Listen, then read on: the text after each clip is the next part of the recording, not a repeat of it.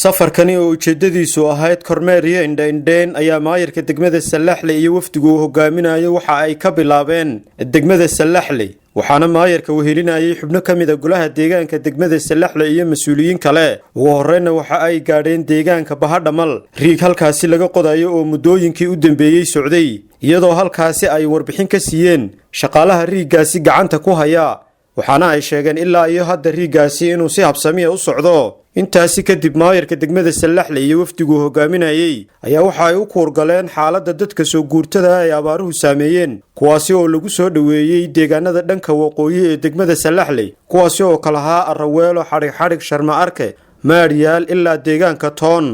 odayaasha deegaanadaasi ayaa maayirka waxa ay uga warbixiyeen sidii ay u soo dhaweeyeen dadkaasi soo guurtada ay abaaruhu saameeyeen iyagoo sheegay inay ku soo guureen dad tiro badani warbixin kooban deegaanka lagu soo guuray iyo kii hore u yaalay idinkoo noo imanin baan nolol ku ismaamulay waxaanu go'aansanay inaanaan dadka waxba kala jeesan gacanta waxaanu haynay inay la geeyaan xoolahay wataa waa geel iyo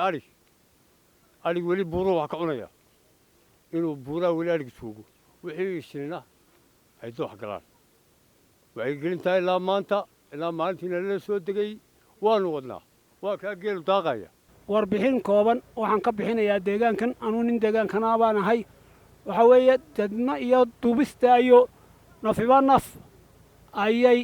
wixii ay taag haysay kafaalo qaadatay manfaca la isugu soo guurayna rabbi baa keenay ilaahay baa mahadle dalkuna waa dalkeennii waana dalkoodii deegaan fara badan baa laga soo guuray culays fara badanna deegaanka way ku dhaceen mase aanu ka xishaysanin sarac iyo seeratoona waanu soo dhaweynaynaa maayirka iyo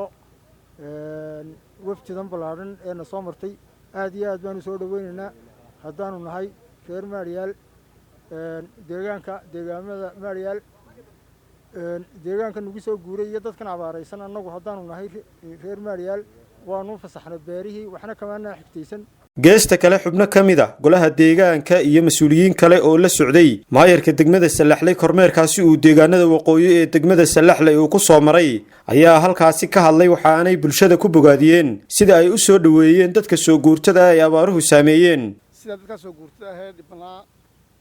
fiican aad u soo dhaweyseen iyo maamul hasan noo soo dhaweyseenba waftigan waxaan ku wada soconay laba group ah waftigan kala ujeedkiisu waxa weeyaan ku hurgalka xaaladda iyo culayska ee ka tamada deegaanka ku dhacay inaan u kurgalno iyo wacyigelin mashruuca GBLG-ga ah sida deegaanka fiican ee dadkii bulshadii soo dhaweyseen isku soo guuray aad iyo aad ka mahadnaqaynaa tuulooyin badan baan soo marnay dhowr tuulo soo marnay socodkaygu wuxuu ahaa uun si dadka soo guurtada ahayd ku soo guuray loo soo dhaweyn lahaa waxaynu wada jecelnahay dadkeena soo guuray ee ka yimi hawd inaynu si fiican u soo dhaweyno annana wixii aanu la qaban karayno waanu soo kormeernay intii u badnayd in yar baan noo hadhay wixii aanu la qaban karayno si degdeg ah ayaan wax uga qabanaynaa maayirka degmada Salaxle Axmed Buraale Iimaan ayaa ugu dambeyn halkaasi ka hadlay waxaanu u mahad celiyay bulshada deegaanada waqooyiga degmada Salaxle ee kormeerka ku tageen safarkan runtii aan ugu kuurgalanay xaaladda deegaanada gaar ahaan deegaanadan runtii roobabku heleen ee loo soo guuray wuxuu runtii safran ugu kuurgalanay xaaladda dadka soo guurtada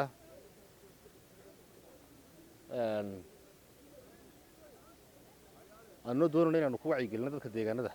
in sidii marka horeba ay u soo dhaweyn jireen caadadeenoo ahayd wanaagsaneed loo soo dhaweeyey dadka mushkiladda had iyo jeer iska timaadee xagga beerahoo kale ama dadka in xoolaha laga celiyo isku dhac ka yimaadana arrintaan inaan la samaynin waa dad runtii ay abaara keeneen oo runtii duruuf baa keentay dadka runtii la soo dhaweeyo waan ognahay runtii si fiican baa u soo dhaweyseen Mawlid Maxamed Saciid degmada Salaxle